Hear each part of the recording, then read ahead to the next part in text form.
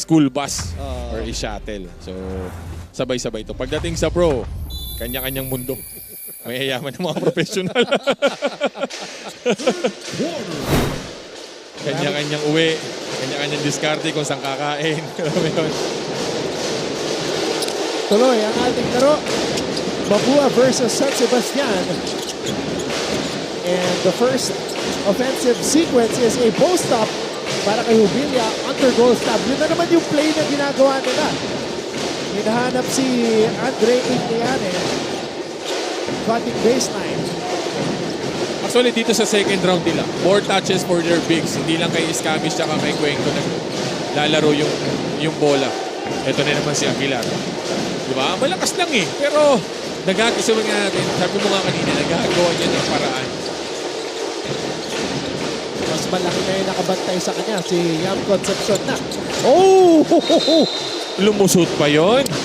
Kuha na sana nito ni, kumbaga, steal na ni Philip Rico eh. Sinadya ba ni Clint yun? Hindi eh, lumusot talaga eh. Natapik eh. Hindi siya yung sadya na pass, between the legs na pasa. Na-deflect yung pasa niya. May review tayo dito. Dahil parang tinamaan si Jubilia doon sa last possession na yun. Tinamaan sa mukha. Ito yung atake ni Clint. Natapik ni Escobedo sa likod. Kaya napunta sa between the legs of Philip Rico. And you can't blame Jubilia for missing that shot kasi medyo matindi yung tama sa yung noo. Hindi naman sinasadyang mahataw ng ganun. So, kaya naman ang nating mga referees is it's a regular foul. Sa slow-mo, mukhang mahina eh, pero malalaking tao po ito. Oo, hindi ho ito mga ordinaryong 5'6", 5'7 lang. Mga 6-footer ho ito. Can you imagine yung 6-footer, mahataw ka eh, talaga namang. Tapos saka malalakas ang katawan nito. Gabat finishing with the left hand. Napunta sa likod itong si Yam Concepcion. Inatake ni Gabat, dire-diretso.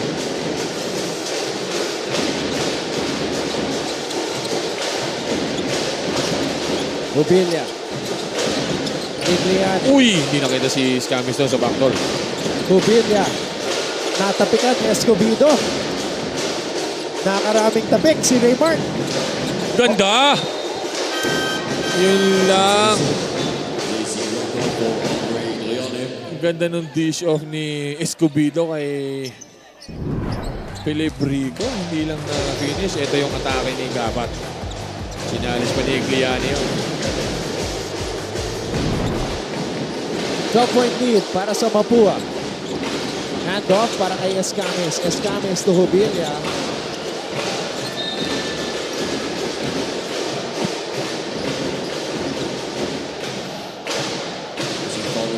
Leo Velasco, his third personal foul. At may foul na tinawag dito kay Leo Velasco. Nagpa-fumble na ito makuha eh. Hindi lang makuha ng San Sebastian yung bola eh. Bumabagsak pa rin sa Mapua yung bola kahit nag-fumble na. Mangubat. Dangerous pass. Jubilia. Concepcion with the finish as we go now courtside to Rivi Calles. Antonin Bo, play by the rules offensively and defensively at laging alalahanin at gampanan nyo ang inyong mga roles sa loob ng court. Ito ang gustong makita ni head coach Arvin Bonleon sa kanyang mga malalaro now coming into the second half of the game. Antonin Bo, I don't speak Stags jargon, but in the dugout they were calm as the coaching staff discussed some of their specific plays. They were also reminded about their crucial in-court decisions. Para kay Coach Arvin, their word of the season is the word experience. Magandang experience daw ito para sa kanila, both players and coaches, lalo na para sa kanya dahil it's his first year as the head coach of the San Sebastian Stags. Yan muna mula rito sa courtside. Balik sa inyo, Antonin Bo. Alam mo, Riri, nung sinabi mong Stags jargon, I was expecting meron akong maririnig na kakaiba. Experience lang pala. Kalmado lang pala sila. Dung halftime. Kaya Yung alam mo, parang nagwala si Coach Arvin eh, no?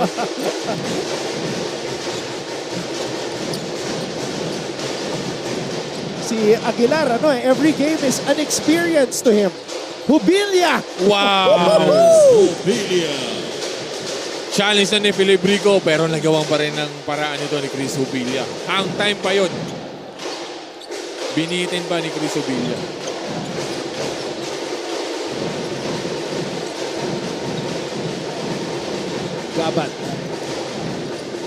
Gabat. Medyo 4-shot para dito kay Gabat. Yung atake na yun. Ito yung dish ni Recto kay Hubilia na nakita naman si Concepcion doon sa baseline.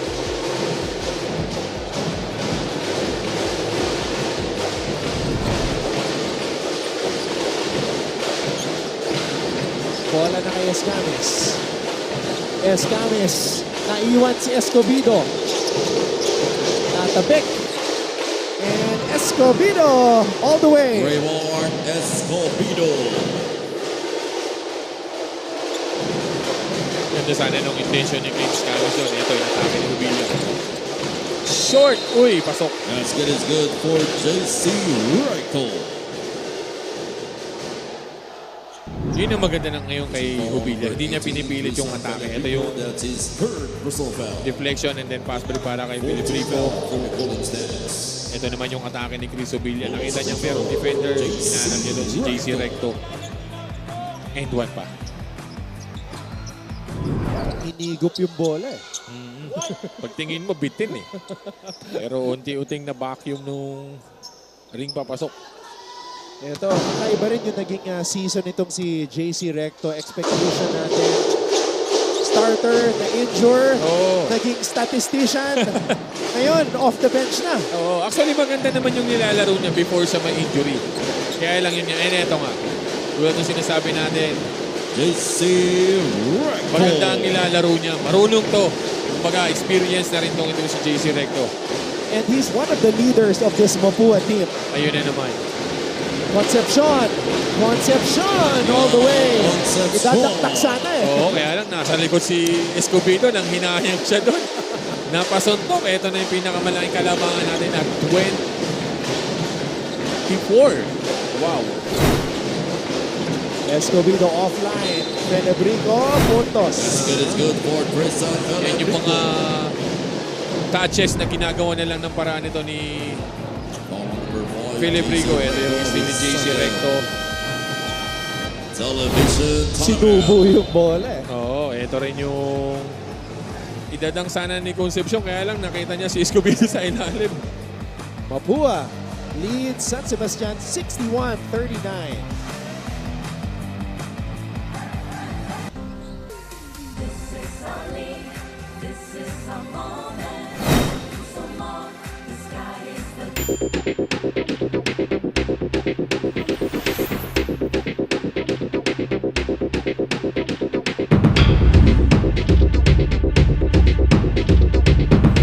So yun, last year ko, so bigla pumasok si Coach Allen, siya yung nag-coach sa amin. Talagang inabsorb ko ang sistema niya. So una, dapat sa katawan ko, dapat i-angkop ko. So nagbawas ako ng weight para makasabay ako sa sistema niya. Ito, transition. Tuloy ang ating live coverage ng NCAA Season 100. Maraming salamat sa lahat ng ating mga kapusok nanonood ngayon as we see our Cutie Camp Evening Edition. Cutie Camp Dinner Edition. Dinner Oo, time ano? na to eh, 7:15. 15. First time to, dinner Oo. edition. Pwede ba kumain tayo habang nagko-over? Free throw for Tristan Filibrico. Saya yun. Nagbubukbang tayo habang nagko-over. Ginagawa mo yun dati, di ba? Habang nag-interview ka. Mas sumasarap yung kwentuhan eh, pag may pagkain Oo, eh. siyempre. Iba ang nagagawa ng pagkain.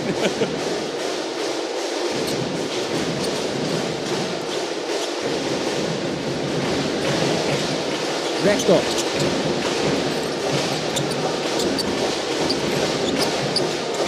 Cuenco.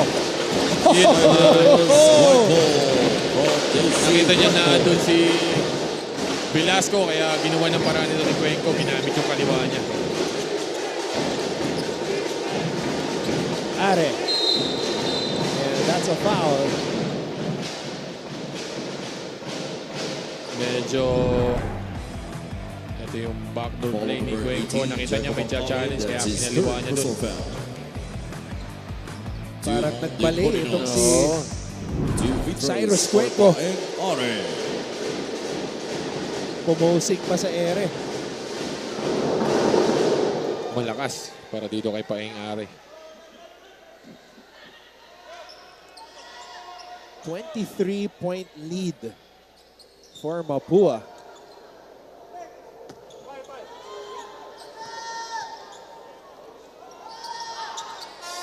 Dito sa quarter natin na to, 18-7. Ang score natin para dito sa third.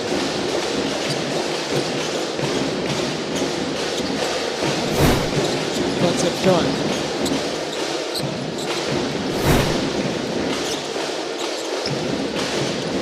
Recto. 4 on the shot clock. Kailangan na natitira. At maubusan ang oras. Ito ang Mapua. Violation. Substitution. Tinitignan ko yung bench ng Mapua kung sino pa ang pwedeng gamitin ni Coach Carlos dito. Oo. Si Agameni pala nawala sa rotation. Wala pa, hindi pa siya ginagamit. Si Fermin ginamit yan Actually, Oo. may na-cover akong game na ginamit din yan. Malalim din ang bench itong Ngayon, ang ginamit nila itong si Abdullah.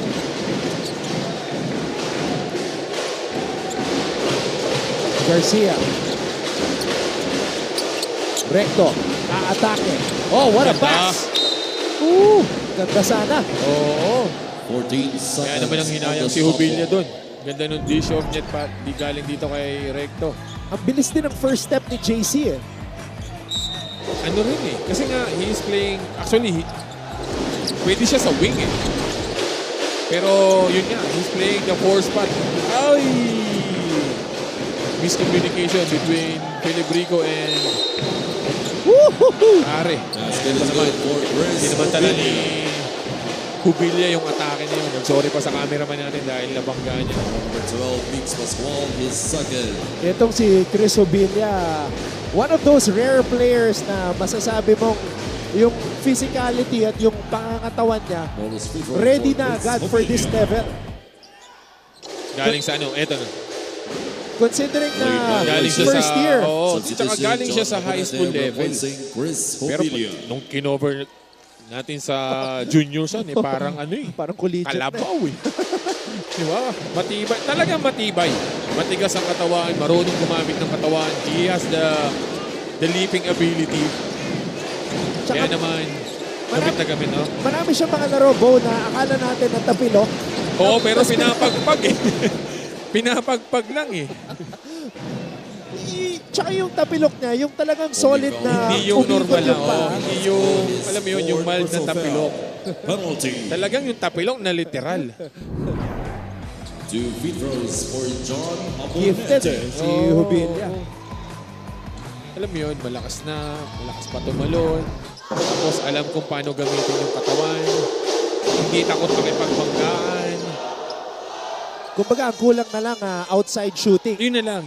Ma-establish niya yung outside shooting niya. Medyo kumpleto na itong si Chris Jubilia.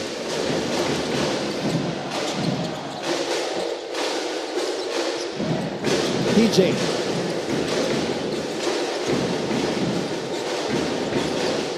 Double team.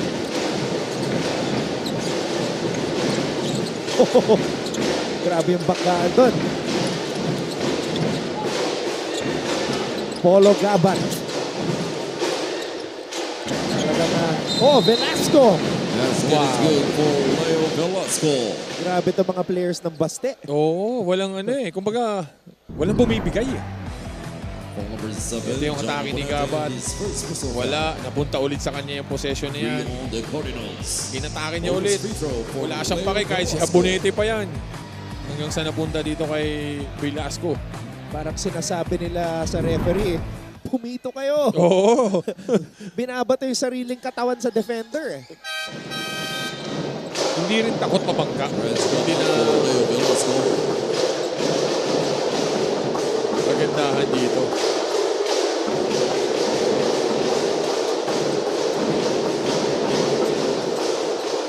Pinagsabay na ni Coach Arvin yung dalawang gabat dito sa ball game natin.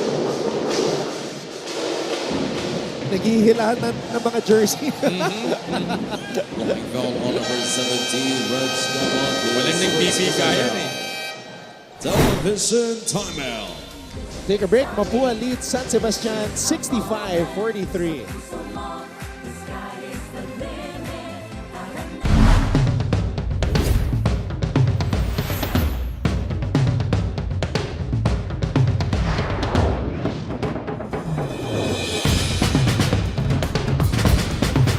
Para sa akin, balance. Yun yung pinaka main keyword ng ng team namin ngayon, balance. Walang star player, walang kung sino ka, walang nasa taas. Lahat kami pantay-pantay. So lahat kami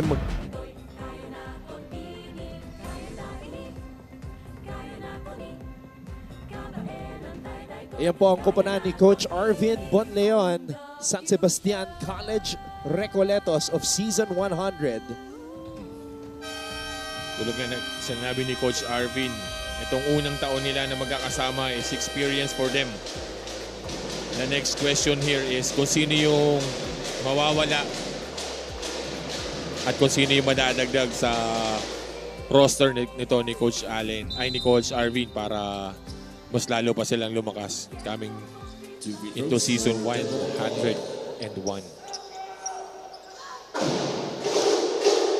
Pero mahaba-habang preparasyon yun. Next year na ulit.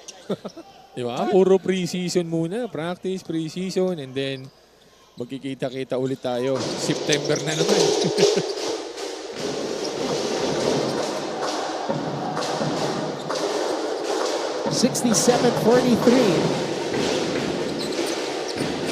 Wow! Polo Gabat Dipsy-Do. Oo. Parehong-pareho ng ano itong magkapatid ito. Parang ang lakas ng balon eh.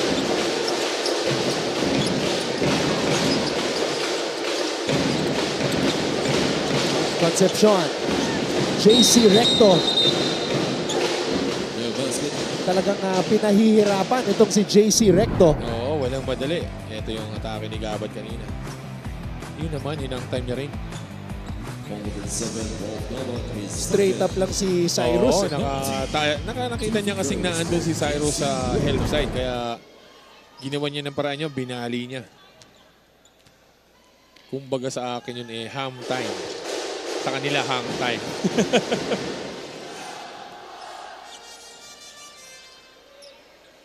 Silent day para dito kay Clint Scamis dito sa ball game natin. Maliban lang dun sa highlight niya. Oo, yun Sa lang. dulo ng Sa first isang half. isang tres yata. Oo.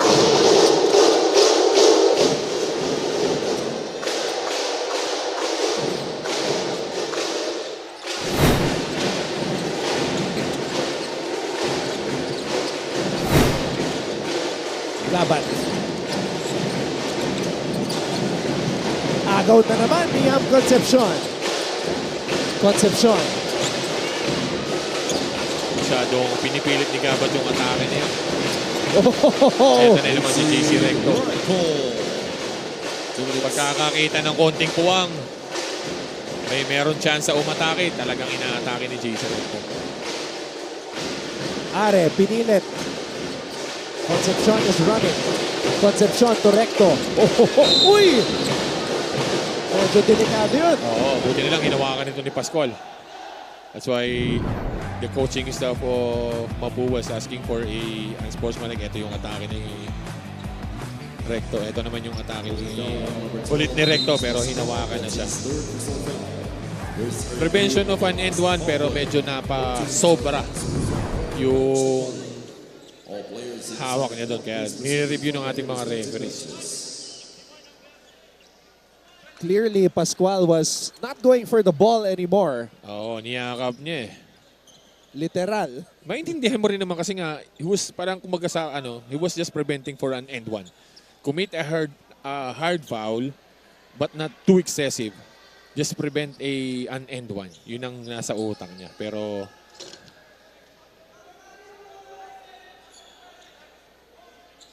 that's why they call it a regular foul lang. Substitution. Raymart Escobedo. For Bigs Pascual. Masyadong mataas itong 71 na to para sa Mapua dito pa lang sa third quarter natin.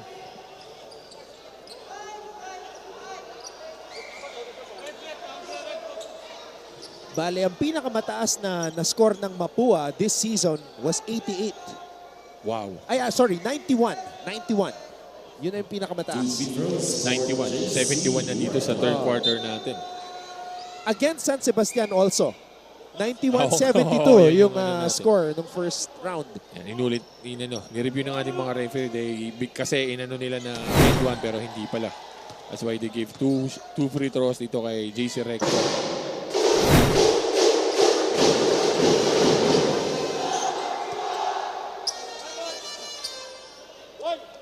Dahil yun nga yung purpose ni Pascual dun eh. Prevention from end one. Kaya niyakap niya itong si JC Recto.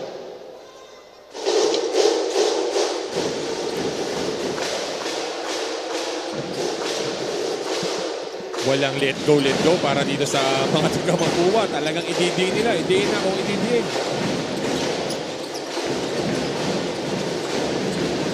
Gabat. Dalawang gabat nasa loob ngayon para sa San Sebastian. Tough shot. Short. Good defense by Yam Concepcion. Oo. O, double team si Bacale. May agaw. Escobedo for 3. Yun naman. Medyo masama ang nilalaro ni Bangkali dito.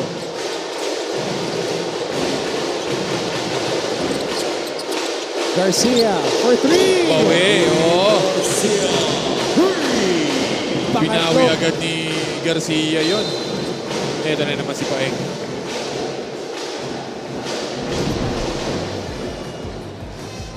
Ito yung steal. Andres ni Escobedo. Pagdating sa kabila, natumba si Escobedo. Hinahanap ni Bangkali itong si Garcia sa corner para sa kanyang pangatlong tres.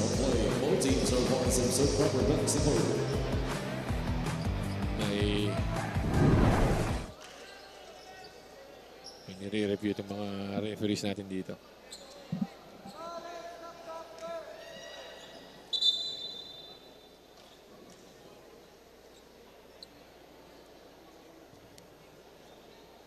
Upon review, the shot taken by Raymart Escobedo was just a 2-pointer. Ooh. Umapak sa linya. Oho. Bahagyan na sila makashoot sa tres. Binawasan pa.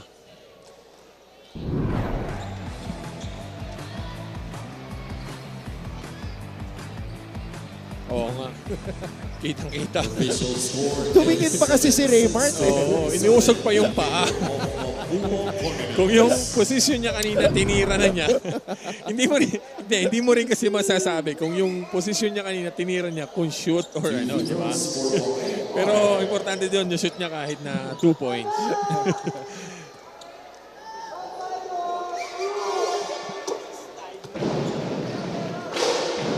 Unang free throw na ipasok ni Paeng Are.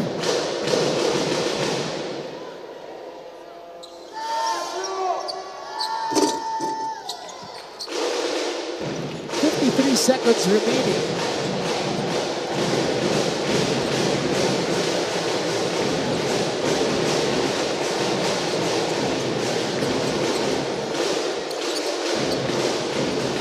Garcia pumapak sa sideline.